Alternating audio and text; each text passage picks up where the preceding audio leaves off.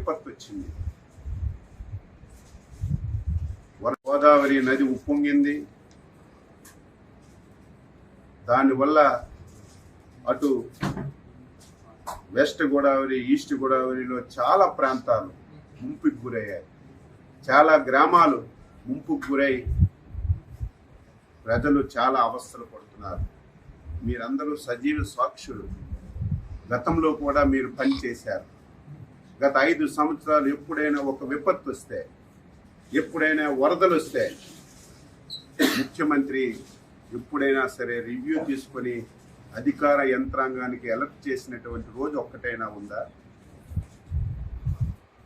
ఆ రోజు 5 సంవత్సరాల్లో ఒక మంత్రి అయినా, ఒక అధికారి అయినా గ్రామాలకు వెళ్ళి పేదవాడికి పలకరించినటువంటి దాఖలాలు ఎక్కడైనా ఉందా?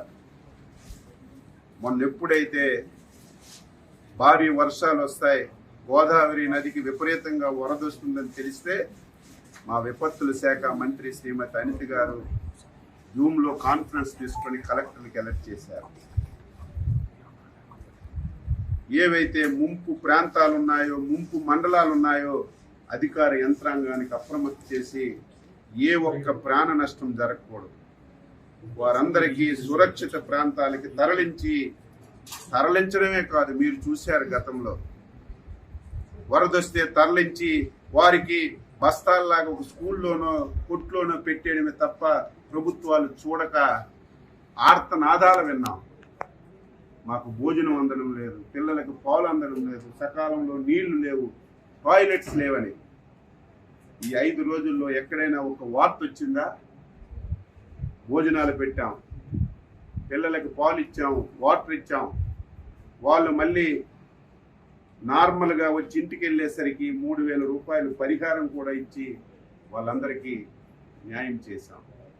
ఈరోజు ఈ 2-3 జిల్లాలు తిరుగుతుంటే గత ప్రభుత్వం పాపాల వల్ల ఏవైతే పురాతనమైనటువంటి కాలువలు ఉన్నాయో, గెడ్డలున్నాయో 5 సంవత్సరాలు గాలికి వదిలేశారు. కనీస స్థాయిలో మెయింటెనెన్స్ చేయలేదు. కనీసం ఒక తట్టిడి మట్టి తీసి ఆ కాలువలో ఉన్నటువంటి అడ్డు కూడా తీయకపోవడం వల్ల నిన్న వచ్చినటువంటి వరదలకి ఆ కాలువలు పొంగి వేల ఎకరాలు రైతు పెట్టినటువంటి పంట పూర్తిగా నాశనం అయిపోయింది. ఈరోజు చంద్రబాబు నాయుడు గారు అసెంబ్లీలో ప్రకటించారు, మా మంత్రుల బృందానికి పంపిస్తున్నాం,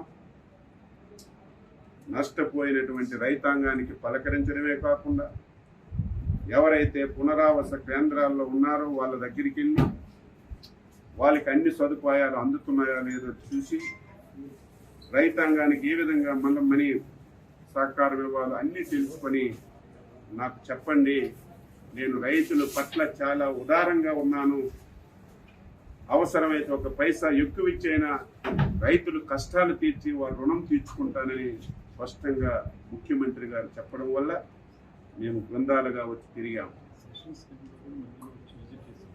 మధ్యలో సెషన్స్ టైంలో కూడా ఎవరైతే స్థానిక మంత్రులు వచ్చి ఒక పూట అసెంబ్లీ చూసి ఒక పూట వచ్చి పలకరించి వచ్చినటువంటి దాఖలాలు. నిన్న ప్రజలు 5 సంవత్సరాలు ఇటువంటి పరిస్థితి ఉంటే ఒక్క ఆఫీసర్ రావడం కానీ, ఒక్క మంత్రి రావడం కానీ, ఒక ఎమ్మెల్యే రావడం కానీ మేము ఎప్పుడు చూడలేదు. మీరు వచ్చారు, ఇదే మాకు ఆనందం అని మీ సాక్షిగానే చాలామంది నిన్న వారి హర్షాన్ని తెలియజేశారు. ఈరోజు ఈ ప్రాంతం నాశనం అవ్వడానికి ప్రధాన కారణం ఎర్ర కాలువ. ఇది జంగారెడ్డిగూడెంలో స్టార్ట్ అయ్యి మళ్ళీ భీమవరంలో ఎండ్ అవుతుంది. ఈ కాలువ అస్తవ్యస్తంగా ఉంది. ఈ కాలువ వల్ల సుమారుగా 20 నియోజకవర్గాల్లో ప్రతి సంవత్సరం చేతికొచ్చిన పంట పోతుంది, పెట్టుబడి పెట్టిన పంట పోతుంది. ఈ కాలువని శాశ్వతంగా ఈ సమస్యని పరిష్కరించాలని ఒక ఆలోచన చేస్తున్నాం. అందుకే జిల్లా యంత్రాంగానికి చెప్పాం, తాత్కాలికంగా ఏవైతే గుంతలు పడ్డాయో ఆ గుంతలన్నీ పూడ్చమని చెప్పి ఆదేశాలు ఇచ్చాం. టెంపరీగా రేపు డిసెంబర్కి మళ్ళీ వ్యవసాయం పెట్టుకోవడానికి ఎక్కడైతే ఈ స్లూయసెస్ పోయాయో, తలుపులు పోయాయో దాని గురించి ఒక ఎస్టిమేషన్ చేయమని ఆదేశాలు ఇచ్చాం. మళ్ళీ ఈ 2 జిల్లాల మంత్రులు ఎమ్మెల్యేలు అందరం కూర్చొని